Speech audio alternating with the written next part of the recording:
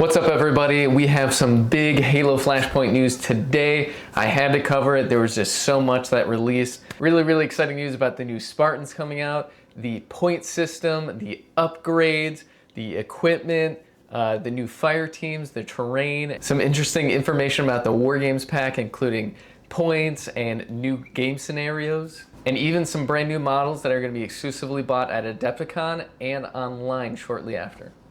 But first, let's talk about the brand new Spartans coming out in Wave 2, the JFO Hazop Gunner and CQB. They released an article. I put the link in the description below. I'll put the video of some of the War Games pack expansion stuff. But in the article, they talked about each new Spartan that's coming out and how they function and some tips on how they work.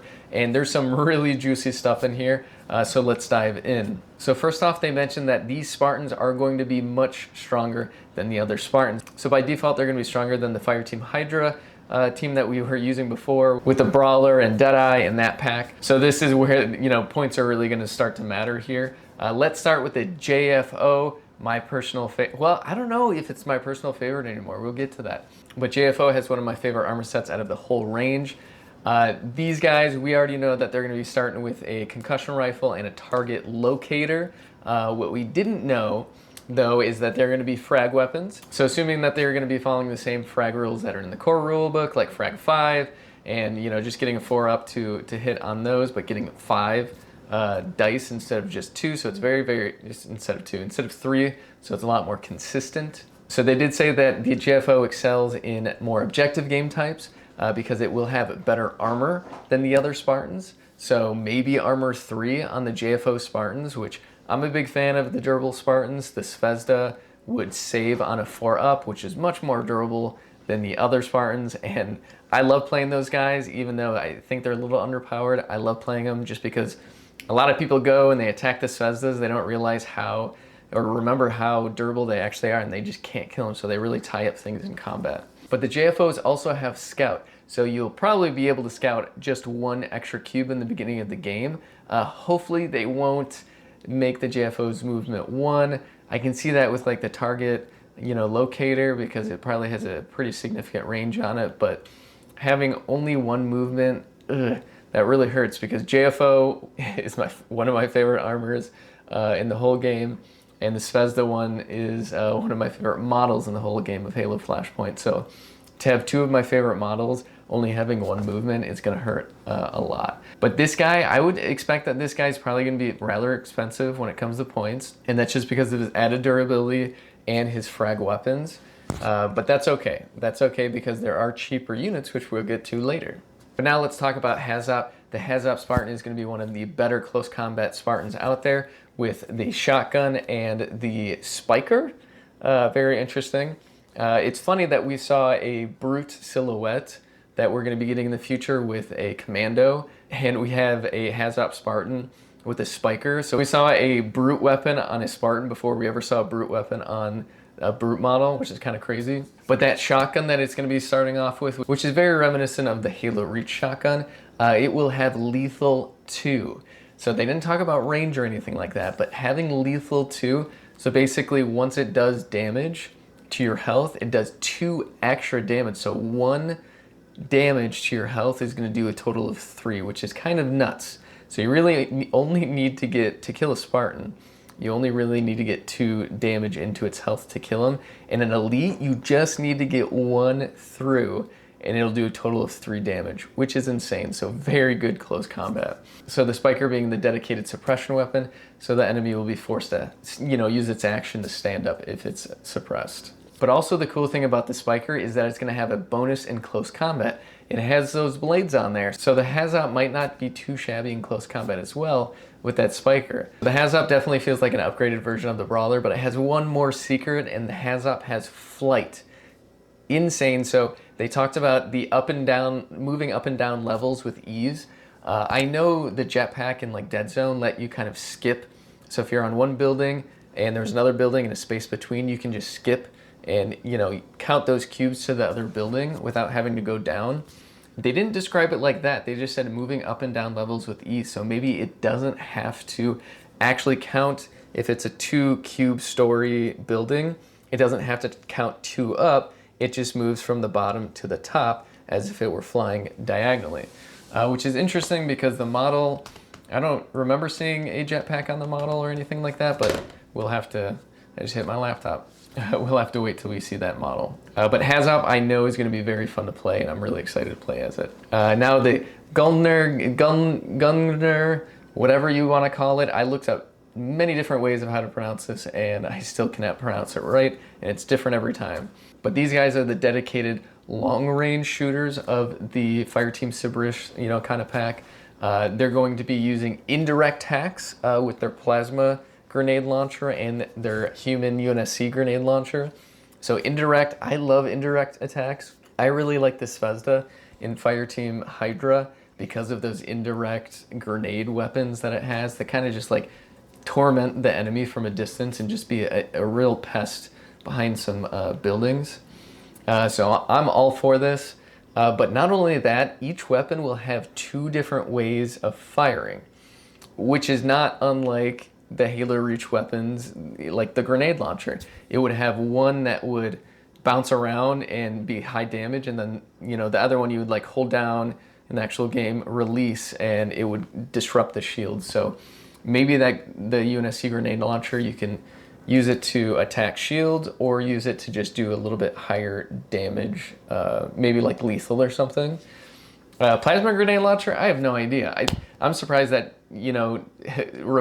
doesn't require line of sight, because plasma grenade launcher has to lock on. So I'm very interested in that. Maybe the indirect, it can use indirect fire like as a lock on, but it's weaker. Or it can like directly fire it and it's a little bit stronger. But the plasma grenade launcher probably has something to do with shields as well, because the plasma grenades, get rid of all your shields if you are successfully hitting 2 dice on that. So I don't know, we'll see. I don't know if anything I just said made sense. But they also have 2 new rules that we haven't seen before called stable and guarded. These will boost durability in some way, and they said that they best fit with the shock rifle and the Spartan laser, which is a new weapon that we weren't 100% sure that we were getting. And I know the shock rifle is a long weapon, so you have to take your full action to shoot that weapon, which means you're probably not moving if you're shooting that weapon. So guarded makes me believe that if you're not moving, you get added bonuses to your durability, maybe? I don't know, we'll have to wait to see. But that's not all. Another secret weapon that the Gunner has is the Tactician keyword. Yeah, it has Tactician, so if you wanted to get Tactician without having to use the Chief or the Mark 7s, then you're able to do it with this heavy weapon ranged Spartan. Now, last but not least is the CQB. Nothing super special that they talked about with this one. It's another fast, close combat, oriented Spartan. It will have a sword or hammer. It will also have high HP and high armor, so probably 5 HP, which is interesting because Master Chief has 5 HP, so he's going to be almost on the same level as John Halo himself. That's kind of crazy. But yeah, this is just going to be another dedicated close combat Spartan that's going to do some serious damage. And the sword guy is probably definitely the best, because the hammer is surprisingly weak, which is kind of crazy.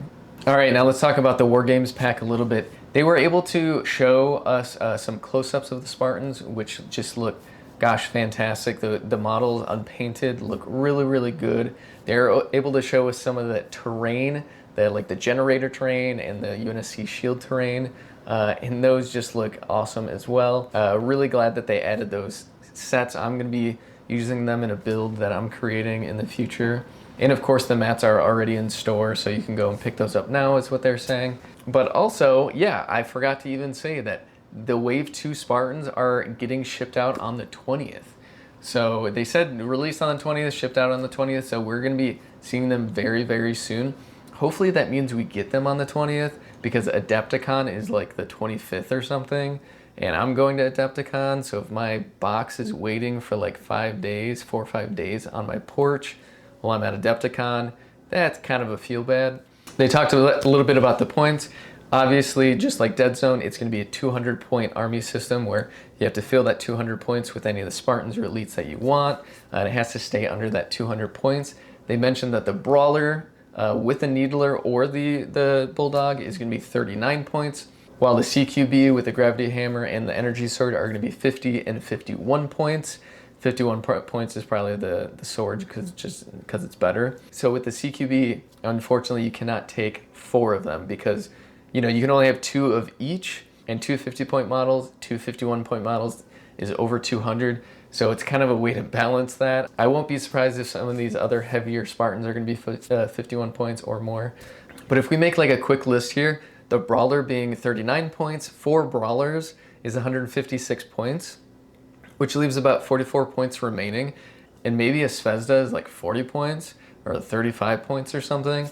And you can take 5 total Spartans, which would be super cool. Plus upgrades. I'm kind of a swarmy guy, so I really like the thought of having a 5 Spartan list. But let's include some CQB into that. So say we have 2 CQBs for 51 points each, that's 102 points. Then 2 Brawlers, that's 78 points. That equals about 180 points. So that's 20 points to basically add equipment to the Brawler or your CQB. And speaking of equipment, they talked about some equipment we're going to be able to use. An ammo pack is one of them. Not 100% sure what the ammo pack is. I know there's like the special ammunition. Maybe that's what they were talking about, which basically gets you just 1 extra dice for 1 turn and a shooting attack. You can attach grenades. You can attach grapple shots and health packs, which means you can probably, which is kind of what we guessed, attach any of the equipment. Which makes me wonder, can you attach active camo to your guys so you can have a special close combat, maybe Hazop guy with that lethal 2 shotgun with active camo and he can't be shot, so he's basically running up and just destroying people. That's going to be crazy.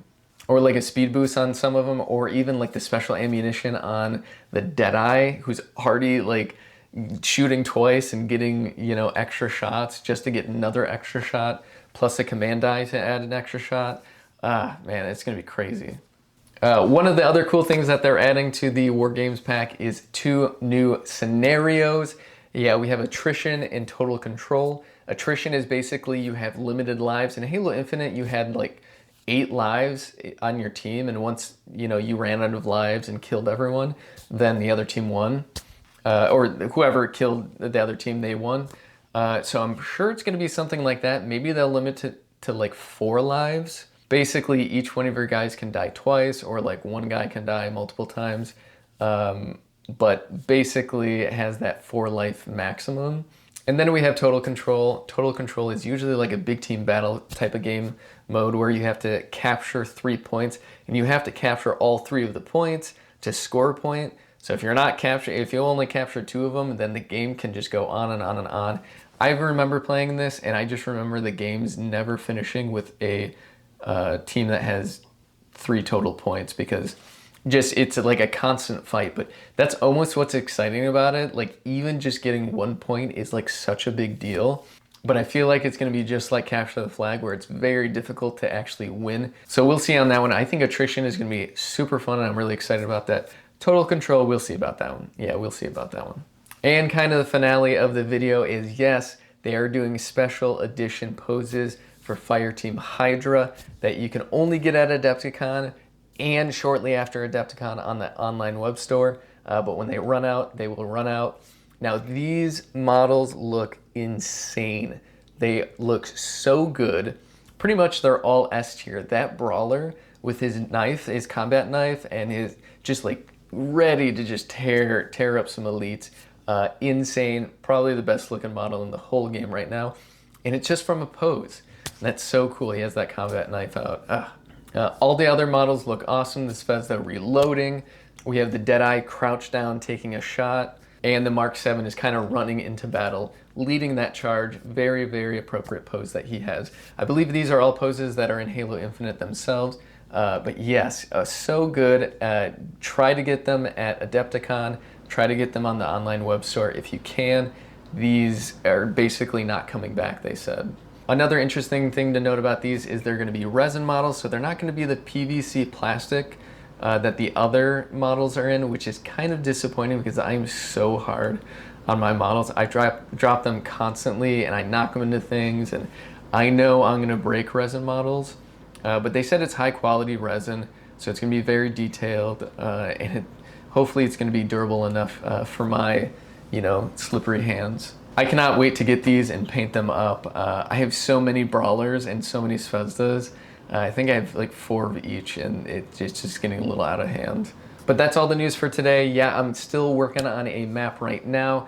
Unfortunately, filming this video means one more night that I'm not working on this map, but that is going to come out soon within the next week or two. I'm really excited about this one, and it was a pretty easy one to make too, so you want to stay tuned and subscribe if you want to see that. Otherwise, have a good day. Thanks for watching, and I hope you're super stoked as I am.